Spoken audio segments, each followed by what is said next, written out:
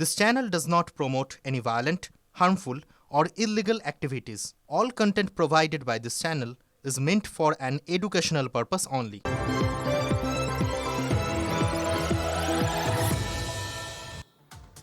নমস্কার, news top 9 নিয়ে lima রয়েছে আপনাদের সঙ্গে। এই মুহূর্তে গুরুত্বপূর্ণ খবরে নজর রাখবো। কসবায় শ্লীলতাহানির অভিযোগে ধৃত 3 যুবতীকে গাড়িতে তুলে শ্লীলতাহানির অভিযোগ।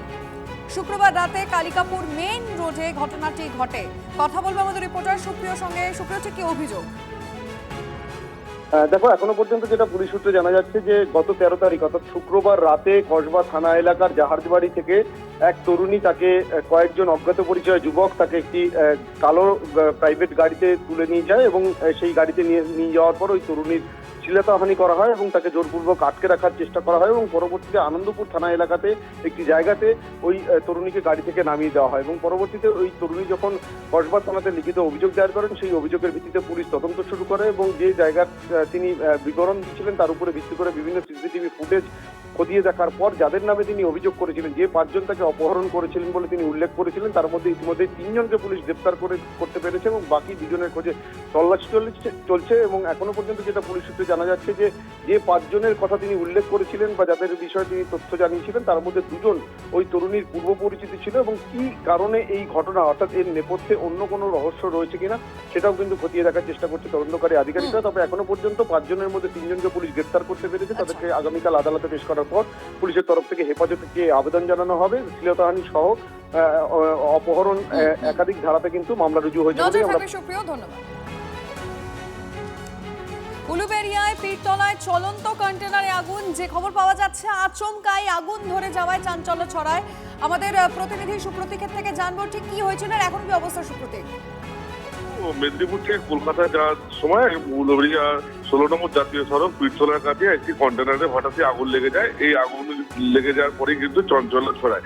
কারণ দেখো, 16 নম্বর জাতীয় সড়ক খুব ব্যস্ততম সড়ক, যে সড়কের মধ্যে দিয়েই কিন্তু বহু গাড়ি যাতায়াত করে, ফলে বেশ কিছু পরে যানজটের সৃষ্টি হয়। উলুবেড়িয়া থানার পুলিশ এবং উলুবেড়িয়া ট্রাফিক ও দমকলের একটি ইঞ্জিন নিয়ে পরিস্থিতি নিয়ন্ত্রণে আনলেও এখনো পর্যন্ত কিন্তু 16 নম্বর জাতীয় সড়কে যানজট রয়েছে। ধন্যবাদ। ভোটের মুখে বিদ্রোহী সিপিএমের প্রতিকুর রহমান দল ছাড়ার সিদ্ধান্ত জানিয়ে মোহাম্মদ সেলিমকে চিঠি পাঠিয়েছেন ডায়মন্ড হারবারে বাম প্রার্থী। কেন? নির্দিষ্ট কোনো কারণ বলেননি প্রতীক। লিখেছেন, দলের ভাবনা ও কাজের সঙ্গে খাপ খাওয়াতে পারছেন না। মোহাম্মদ সেলিম জানিয়েছেন, প্রতিকুর নিয়ে সিদ্ধান্ত হবে দলের রাজ্য কমিটির বৈঠকে। আমরা কাঁথা সেলাই করছি, এবার তুমি আমার কাছ থেকে কাঁথা সেলাইয়ের সুতো সুচ নিয়ে নিচ্ছ আর বলছো কোথাও প্রার্থী হবে। এটা তো ভালো কাজ নয়। আমরা প্রার্থীও বাছাই করছি এবং তোমরা দেখবে তাতেও হচ্ছে নতুন প্রজন্মের অনেক অভিজ্ঞতার সঙ্গে অনেক নতুন প্রজন্ম সামিল হবে। বহরমপুরে তখন মোহাম্মদ সেলিমের মুখে নতুন প্রজন্ম। তার আগেই দলের রাজ্য সম্পাদককে চিঠি পাঠিয়ে সিপিএম ছাড়ার সিদ্ধান্ত জানিয়েছেন প্রতিকুর রহমান। কেন? চিঠিতে প্রতিকুর লিখেছেন, পার্টির জেলা ও রাজ্য নেতৃত্বের বেশভাবনা ও কর্মপদ্ধতির সঙ্গে খাপ খাওয়াতে পারছেন না। নির্দিষ্ট কোনো কারণ উল্লেখ করেননি প্রতিকুর। দলের অন্দরের খবর, সম্প্রতি হুমায়ুন কবিরের সঙ্গে বৈঠক করেন মোহাম্মদ সেলিম। তা নিয়ে তীব্র আক্রমণ করে তৃণমূল ও বিজেপি। সেই পদ্ধতিতে মোহাম্মদ সেলিমের হয়ে ব্যাট ধরেন শতরূপ ঘোষ। তারপরই নাম না করে শতরূপের বিরোধিতা করেন প্রতিকুর। তার জেরেই কি দলের প্রাথমিক সদস্য পদ ছাড়ার সিদ্ধান্ত তরুণ নেতার? কারোর সঙ্গে ব্যক্তিগতভাবে কারোর সঙ্গে কোনোদিন বিরোধ আমার হয়নি। এটা ব্যক্তির বিরুদ্ধে কোনো কথাই নেই। আমার যা বলার আমি সেই নির্দিষ্ট ফর্মে বলেছি। এটা সত্যি মিথ্যে ঠিক ভুল আমি কিছুই জানি না। প্রতিকুর আমাদের পার্টির অত্যন্ত গুরুত্বপূর্ণ একজন লিডার, অনেক দায়িত্ব নিয়ে অনেক লড়াই লড়েছে। সুতরাং আশা করবো যদি কোথাও কোনো সমস্যা বা কিছু থেকেও থাকে সেটা আমি আশা করব মিটে যাবে। প্রতিকুর রহমানের দলের প্রাথমিক সদস্য পদ ছাড়ার সিদ্ধান্ত নিয়ে শোরগোল রাজনীতিতে। ওর বাড়ি ঘুরছে, এর বাড়ি ওর হোটেল, মানে অনৈতিক জোট, অন্ধ তৃণমূল বিরোধিতা থেকে বাংলার ক্ষতি করছে, বাংলার কুৎসা করছে, নিজেদের মধ্যে তারা ওই ধরনের কাণ্ড কারখানা করছে। তাতে যদি তাদের নিজেদের মধ্যেই প্রতিবাদ উঠছে, এটা তো বোঝা যাচ্ছে। সিপিএম হচ্ছে একটা মরা প্রাণী এখন। তাতে আপনি স্নো লাগালেন না পাউডার লাগালেন কোনো যায় আসবে না, ওতে ওর কিছু হওয়ার নেই। সিপিএম ডুবে গেছে, ওদের চলে গেছে যা যাওয়ার। চড়া সুরে সিপিএমকে আক্রমণ তৃণমূল বিজেপির। সিপিএম রাজ্য সম্পাদকের স্পষ্ট কথা, বললেন দলের ব্যাপার দলেই আলোচনা হবে। পার্টির আভ্যন্তরীণ ব্যাপার এবং সাংগঠনিক ব্যাপার। সাংগঠনিক ব্যাপার সোশ্যাল মিডিয়ায় হয় না, সংগঠনের কমিটি মিটিং হয়। আমাদের পরশুদিন তারপরের দিন রাজ্য কমিটির বৈঠক আছে, সেখানে আলোচনা হবে। রাজ্য সম্পাদককে চিঠি পাঠালেও বাইরে কিছু বলতে নারাজ প্রতিকুর। নেতৃত্বের তরফ থেকে এখন যোগাযোগ করা হয়নি। সেটা নিশ্চয়ই যোগাযোগ হলে সেটা তো অবশ্যই দলের আভ্যন্তরীণ বিষয়, সেটা তো আমি সবার সামনে বলবো না, এটা দলের আভ্যন্তরীণ বিষয়। যদি সময় আসে অবশ্যই আপনাদেরকে জানাবো আমি। 21 নির্বাচনে প্রার্থী হয়েছিলেন। 24 লোকসভা ভোটে ডায়মন্ড হারবারে অভিষেক বন্দ্যোপাধ্যায়ের বিরুদ্ধে বাম প্রার্থী ছিলেন প্রতিকুর রহমান। ভোটের আগে দল ছাড়তে চেয়ে চিঠি দিয়েছেন সিপিএমের তরুণ মুখ। লিখেছেন দলের জেলা ও রাজ্য কমিটির দায়িত্ব সহ প্রাথমিক সদস্য পদও ছাড়ার সিদ্ধান্ত নিয়েছেন। বল এখন দলের কোর্টে। কি সিদ্ধান্ত নেবে সিপিএম রাজ্য কমিটি? আপাতত সেদিকেই তাকিয়ে রাজনৈতিক মহল। Bureau report, TV9 Bangla. 26শে বিধানসভা ভোটের খেলায় বারাসাতের 22 গজ শাসকের জন্য একটু কি অস্বস্তি? ইলেকশন কোর কমিটির সদস্যদের নাম দেখে এই প্রশ্নটাই ঘুরছে বারাসাতের রাজনৈতিক মহলে। যুধান সব পক্ষের সহাবস্থান। জেল ফেরত জ্যোতিপ্রিয় মল্লিক কমিটিতে থাকলেও স্বচ্ছ মুখ রথিন ঘোষ অধিনায়কত্বের দায়িত্বে। 24 লোকসভায় 1 লক্ষের বেশি ভোটে জিতলেও বারাসাত সাংগঠনিক জেলা 26 ভোটে কি তৃণমূলের জন্য আশা আশঙ্কায় ভরা? 26 ভোটে বারাসাতকে সবুজ রঙে মুড়ে দিতে কোর কমিটি ভোটের আগে গঠন করেছে তৃণমূল। তালিকায় খাদ্য দুর্নীতি মামলায় জামিনে মুক্ত জ্যোতিপ্রিয় মল্লিক, আনিসুর রহমান বিদেশের নাম দেখে বিরোধীরা রে করে উঠেছে। পাশাপাশি তালিকার বাকি নামগুলো দেখলেও আছে বেশ কিছু প্রশ্ন। বারাসাতের অন্দরমহলে উঁকি দিলে শোনা যাচ্ছে জেলায় তৃণমূল নেতৃত্ব একাধিক ভাগে বিভক্ত। একাধিক হেভিওয়েট নেতা নেত্রী, সঙ্গে নাকি একাধিক গোষ্ঠী। কিন্তু কোর কমিটিতে সব পক্ষের সহাবস্থান। ক্যাপ্টেনের দায়িত্বে খাদ্যমন্ত্রী রথিন ঘোষ। পারবেন কোন্দল কাঁটা উপড়ে ফেলতে? সবাইকে মিলিয়ে মিশিয়ে 16 জনের একটা কমিটি হয়েছে। তাতে বর্তমান প্রজন্মের তারুণ্যের যারা আছে তারাও আছেন, আবার যারা প্রবীণ আছেন। রথিন ঘোষ দায়িত্ব পেয়ে ময়দানে নামতে তৈরি, সবাইকে সঙ্গে নিয়ে। কিন্তু জনতার দরবারে ভোট চাইতে গেলে জ্যোতিপ্রিয়র উপস্থিতি উল্টো প্রভাব ফেলবে না তো? প্রমাণ না হলে তাকে তো অ্যাকিউজ করা যায় না। আমার কথা হচ্ছে যে জ্যোতিপ্রিয় মল্লিক বা আনিসুর রহমান বিদেশ, এরা যে অস্বচ্ছ সেটাকে প্রমাণিত হোক। তৃণমূলের মধ্যে আবার স্বচ্ছতা, তো তৃণমূল কংগ্রেস আর দুর্নীতি এই দুটো শব্দ এখন সমার্থক হয়ে গেছে সারা বাংলার। এই স্বচ্ছতার কথা বললে তো এই কথা যদি মানে পাবলিকের কাছে ইয়ে করেন, এখন তো মানে মানুষ হাসবে। তৃণমূল কংগ্রেসের কোনো নেতা মন্ত্রী স্বচ্ছ ভাবমূর্তি আছে দুর্নীতির সঙ্গে যুক্ত, এবং এটা জেনে রাখুক তৃণমূল কংগ্রেস 2026 সালের এই নির্বাচনে পতন তাদের অনিবার্য। রাজনীতির জল টকবক করে ফুটছে বারাসাতে। শাসক দুর্গ ধরে রাখতে মরিয়া, বিরোধীরাও চাইছে দাগ কাটতে। বারাসাতের 22 গজে 26 খেলা জমজমাট বলেই মনে করছে রাজনৈতিক মহল। বারাসাত থেকে দীপঙ্কর দাসের রিপোর্ট, TV9 বাংলা। তৃণমূল নেতার বিরুদ্ধে পোস্টার তৃণমূলেরই। গাইঘাটায় তৃণমূল নেতার নামে দুর্নীতির অভিযোগ তুলে পোস্টার। গাইঘাটা ও বাগদা বিধানসভা তৃণমূলের কো কনভেনার নরোত্তম বিশ্বাসের বিরুদ্ধে দুর্নীতির অভিযোগ। ইছাপুর 1 ও জলেশ্বর 2 পঞ্চায়েত এলাকায় একাধিক পোস্টার ও ফ্লেক্স টানানো হয়। পোস্টারের নিচে লেখা তৃণমূল কংগ্রেস পরিবার। কে বা কারা এই পোস্টার দিল?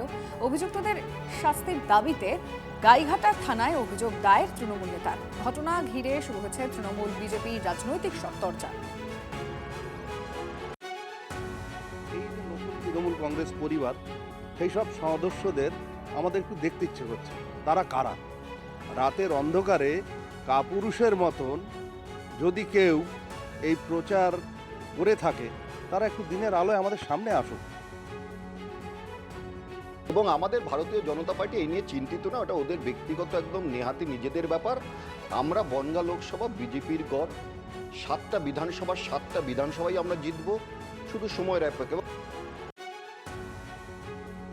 আমি এমন কোনো অনৈতিক কাজের সঙ্গে যুক্ত কখনো থাকিনি এবং থাকি না। আমি সেদিনও বলেছি, যদি কোনো অভিযোগ থাকে, যেমন আমি বুকের পাটা শক্ত করে আইসি সাহেবের সঙ্গে এসে থানায় লিখিত দিলাম, যদি আমি এমন কর্ম করে থাকি আমার নামে কোর্ট বা থানায় তারা কমপ্লেন করুক, আইনের পথে চলে যে সাজা মাথা পেতে নেব। এসআইআরে অনিয়ম হলে সরকারি আধিকারিকদের বিরুদ্ধে ব্যবস্থা নিতেই হবে রাজ্যকে। আগেই বার্তা দিয়েছিল কমিশন, আর এবার চূড়ান্ত ভোটার তালিকা বেরোনোর আগে অ্যাকশনে কমিশন। একসঙ্গে 7 ARO-কে চাকরি থেকেই সাসপেন্ড করা হলো। কমিশন জানিয়েছে এসআইআরে বাংলার বাড়ি, ইন্দিরা আবাস স্কিম কিংবা প্রধানমন্ত্রী আবাস যোজনার নথি প্রামাণ্য হিসেবে গ্রহণযোগ্য নয়, ফলে তৈরি হয়েছে বিভ্রান্তির পরিবেশ। এসআইআরের শুনানি শেষ। ফেব্রুয়ারির শেষ দিনে প্রকাশিত হবে চূড়ান্ত ভোটার তালিকা। এই পর্বে পৌঁছে কড়া পদক্ষেপ নিতে শুরু করল নির্বাচন কমিশন। কর্তব্যে গাফিলতির অভিযোগে 1 লপ্তে 7 জন অ্যাসিস্ট্যান্ট ইলেকটোরাল রেজিস্ট্রেশন অফিসার বা ARO-কে চাকরি থেকে সাসপেন্ড করল নির্বাচন কমিশন। অন্য রাজ্যে এমন নজির নেই বলেই ওয়াকিবহাল মহলের মত। এবার তাদের এগেইনস্টে এফআইআর হয়ে তাদের হয়তো জেলও হবে, ওই বিহারের মতো। আপনাকে মমতা ব্যানার্জিও বাঁচাতে আসবে না, আপনাকে নন্দিনী চক্রবর্তীও বাঁচাতে আসবে না, কেউ বাঁচাতে পারবে না আপনাদের। এত খোঁজ পাতি হলো, এত ঘুরঘুর হলো, আসতে যাচ্ছে হলো, তারপর পেলো 7টা। দেখবেন পরে কি হচ্ছে। এটা কে এই 7 ARO? মুর্শিদাবাদের শামশেরগঞ্জের সেফাউর রহমান, ওই জেলারই ফারাক্কার নীতিশ দাস, সুতির মুর্শিদ আলম, জলপাইগুড়ির ময়নাগুড়ির ডালিয়া রায়চৌধুরী, পশ্চিম মেদিনীপুরের ডেবরার দেবাশিস বিশ্বাস, দক্ষিণ 24 পরগনার ক্যানিং পূর্বের 2 ARO সত্যজিৎ দাস ও জয়দীপ কুণ্ডু। এর মধ্যে ক্যানিং পূর্বের সত্যজিৎ দাস এবং ডেবরার দেবাশিস বিশ্বাস জয়েন্ট বিডিও পদমর্যাদার অফিসার। অভিযোগ, মাইক্রো অবজারভার এবং অবজারভারদের সতর্কতার পরেও নির্দেশ মানেননি এই 7 ARO। যত কেস ডিসপোজ করেছে ও সব যে ERO আছেন, ডিপি যেটা স্টেট গভর্নমেন্ট আরম্ভ করবে, ডিপি যেটা আছে, যেটা রুল আছে 6 মাস মধ্যে কনক্লুড করার পরে ইসিআই কমেন্টস নিয়ে পরে ফাইনাল করা যাবে। আমরা জানি খুব বৈধভাবে উপযুক্ত কারণে করেছে। ইলেকশন কমিশনের যে 13টি গাইডলাইন আছে তাকে সম্পূর্ণরূপে ভাইলেট করেছেন এরা, মূলত তৃণমূলের কথায়। আপনারা খাড়াটা দিয়ে দিলেন ARO-র উপরে, সে কিন্তু চেষ্টা করেছে এবং যদি ভুল ত্রুটি হয়ে থাকে ওইটা সংশোধনী করা হবে। 7 ARO-র সার্ভিস থেকে সাসপেনশনের নির্দেশের খবর সামনে আসতেই শুরু হয়েছে রাজনৈতিক চাপানুতর।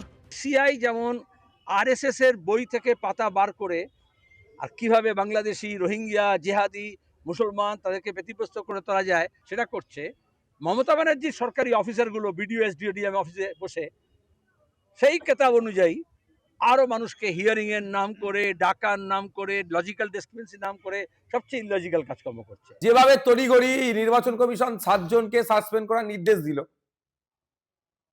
তাহলে নির্বাচন কমিশনকে অতটাই স্ট্রিক্ট থাকতে হবে একটা বৈধ ভোটারের নাম বাদ পড়ে। এদিকে এসআইআর পর্বের গোড়ায় কমিশনের তরফে নোটিশ দিয়ে বলা হয়েছিল নথি হিসেবে সরকার অনুমোদিত বাড়ি বা জমির শংসাপত্র গ্রহণ করা যাবে। অনেকে তা নিয়ে শুনানিতে এসেও ছিলেন। এ বিষয়ে জানতে চেয়ে কমিশনকে চিঠি দিয়েছিলেন সিইও। তবে জবাবে সুপ্রিম কোর্টের নির্দেশকে উল্লেখ করে নির্বাচন কমিশন জানিয়েছে এসআইআরে বাংলার বাড়ি, ইন্দিরা আবাস যোজনা কিংবা প্রধানমন্ত্রী আবাস যোজনার নথি গ্রহণযোগ্য নয়। ফলে এই পরিস্থিতি বিভ্রান্তি তৈরি করেছে বিভিন্ন মহলে। সাধারণ মানুষ যেন হয়রানির শিকার না হয়, মানুষ যেন নিশ্চিন্তে, নিরাপদে, নির্বিঘ্নে ভোট দিতে পারে, সেখানটা নির্বাচন কমিশনের যেন কোনো গাফিলতি না হয়। নির্বাচন কমিশন সূত্রের খবর, বিভিন্ন কারণে যাচাই পর্বে 2,08,870 জনের নাম তালিকা থেকে বাতিল হয়েছে।